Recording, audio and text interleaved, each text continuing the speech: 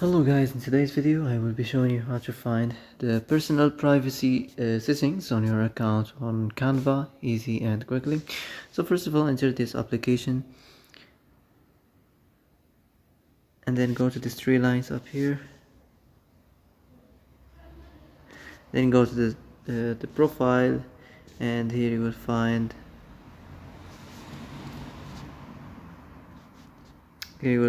the settings. Click on it. Then as you see here, you will find also these three lines. Click on it, and here you will find the personal privacy. Now as you see here, you can manage this section as you like. So you can turn this on and off, allow your content to improve AI, allow personalized marketing and stuff, and that's it. And that's it for today's video. I hope this is the answer you've been looking for. If you like this video, don't forget to like and subscribe, and see you in the next video. Thanks for watching.